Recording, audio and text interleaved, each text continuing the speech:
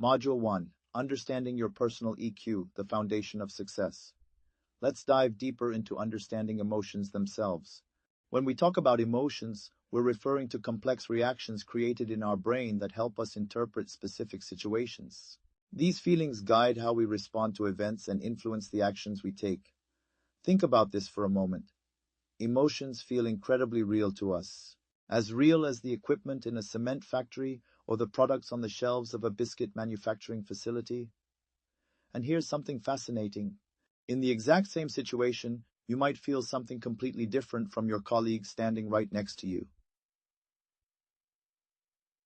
Practical exercise, the workplace reflection method. Here's your first practical assignment. I want you to try something that will immediately improve your self-awareness. The next time you face a challenging situation at work, whether it's a difficult conversation with a supplier at your food distribution company or a tense meeting about production targets at your soap factory, you schedule some reflection time with yourself. This doesn't have to be immediate. You could wait for your regular weekly review session or simply when your emotions have settled enough for you to process what happened. Ask yourself these specific questions. How did I feel in that situation? More importantly, why did I feel that way?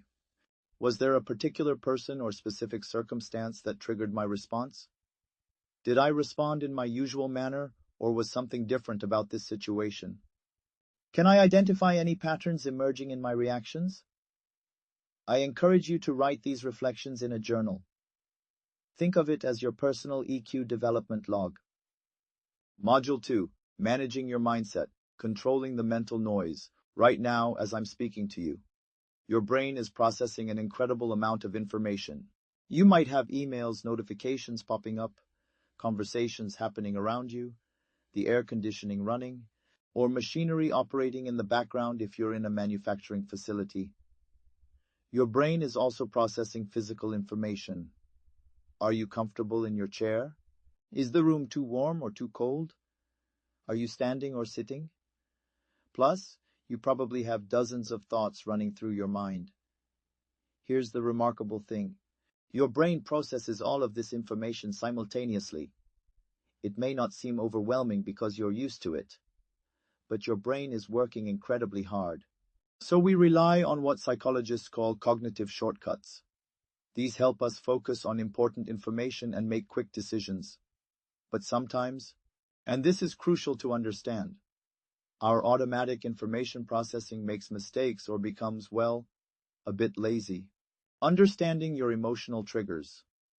This is where emotional triggers come into play.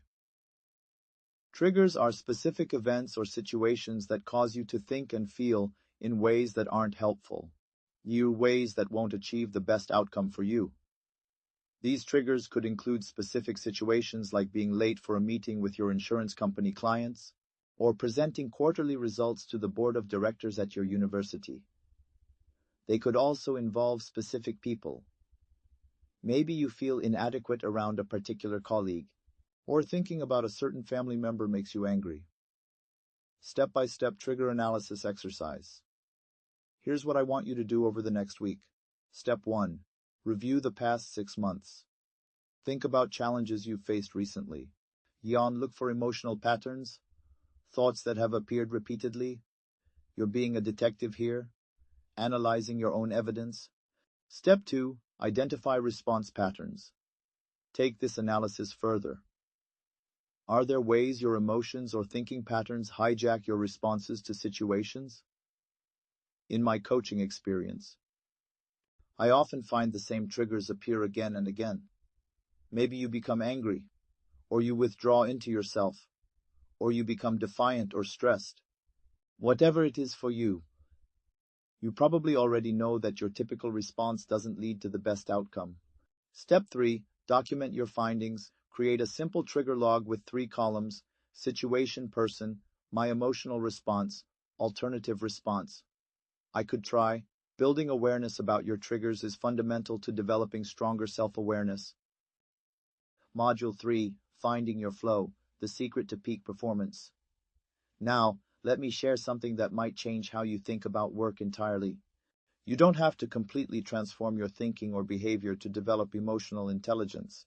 Instead, there are specific techniques you can use to experience more satisfaction and joy in your work by creating what psychologists call flow. So what exactly is flow? It's a concept from positive psychology. Flow occurs when you engage in an activity that stretches your abilities and requires concentration, something you can improve at over time, and something you enjoy so much that time seems to disappear. Real-world flow examples. Let me give you some examples from different industries. For a quality control manager at a condensed milk factory, flow might occur when analyzing production data to identify patterns that improve product consistency. The challenge stretches their analytical skills, requires focused concentration, and they can see measurable improvement in their expertise. For a logistics coordinator at a food distribution company, flow could happen when optimizing delivery routes during peak season. The complexity requires problem-solving skills, demands focused attention, and provides opportunities for continuous improvement. For a financial analyst at a cement factory, flow might emerge when developing cost reduction strategies. The work challenges their analytical abilities, requires deep concentration, and offers clear opportunities for skill development. Your personal flow assessment. Take a moment to reflect on these questions. What activities at work challenge and stretch you in positive ways? What tasks make you so engaged that time passes without you noticing? When do you feel most competent and confident in your abilities? Working in a state of flow builds your psychological strength because it reinforces your belief that you can handle challenges effectively. These activities also help recharge your energy and rebuild resilience. Think about it this way. If you're feeling confident after working in flow, you're much more likely to view new challenges positively. But if you're feeling stressed and then face another challenge on top of that, you're not likely to respond in ways that help you tackle the situation effectively. So,